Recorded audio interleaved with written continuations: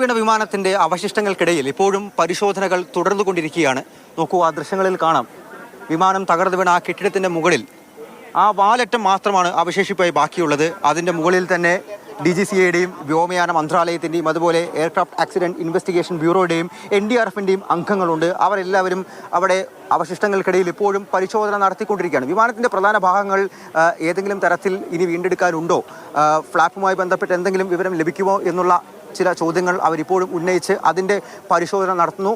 മറ്റൊന്ന്, ഈ അവശിഷ്ടങ്ങൾ പൂർണ്ണമായും ഈ ഹോസ്റ്റലിൻ്റെ പരിസരത്ത് നിന്നും എടുത്തു മാറ്റാൻ വേണ്ടിയിട്ടുള്ള ശ്രമങ്ങളാണ് നടന്നുകൊണ്ടിരിക്കുന്നത്. ആ ക്രെയിനിൽ നിന്നും അവർ ആ വാലറ്റത്ത് പിടിച്ച് അത് ഓരോ ഭാഗങ്ങളായി മുറിച്ച് മാറ്റാൻ വേണ്ടിയിട്ടുള്ള ശ്രമത്തിലേക്ക്, നടപടികളിലേക്ക് ഇപ്പോൾ കടന്നിരിക്കുകയാണ്. നിരവധി ആളുകളെ കാണാനില്ല എന്നുള്ള പരാതി ഇപ്പോഴും ഉയർന്നുകൊണ്ടിരിക്കുകയാണ്. അതിൻ്റെ ഭാഗമായി കൂടെ SDRFും NDRFും പരിശോധന നടത്തിക്കൊണ്ടിരിക്കുന്നു.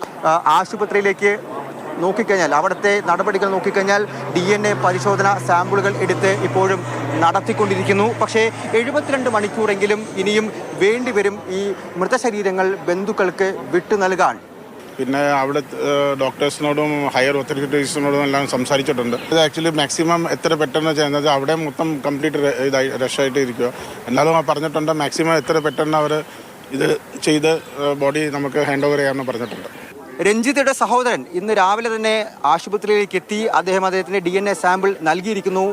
ഫലത്തിന് വേണ്ടി കാത്തിരിക്കുകയാണ്. ആ നടപടികൾ മാത്രമല്ല, മൃതദേഹം വീണ്ടും നൽകുന്നതിന് മുൻപ് മറ്റ് നടപടികൾ കൂടി പൂർത്തീകരിക്കേണ്ടതുണ്ട്. അതെല്ലാം ശേഷം 3 ദിവസമെങ്കിലും എടുക്കും ഈ മൃതശരീരം ബന്ധുക്കൾക്ക് ലഭിക്കാനായിട്ട്. ഇപ്പോഴും വിമാനത്തിനകത്തുണ്ടായിരുന്ന ആളുകളുടെ മൃതശരീരം വിട്ട് നൽകിയിട്ടില്ല എന്നുള്ള വാർത്ത തന്നെയാണ് പങ്കുവെക്കാനുള്ളത്. ഈ പ്രദേശവാസികളുടെ, ഇവിടെ ഉണ്ടായിരുന്ന ഡോക്ടർമാരുടെ എല്ലാം തന്നെ മൃതശരീരങ്ങൾ കഴിഞ്ഞ ദിവസങ്ങളിലായി വിട്ടു നൽകിക്കൊണ്ടിരിക്കുന്നുണ്ട്.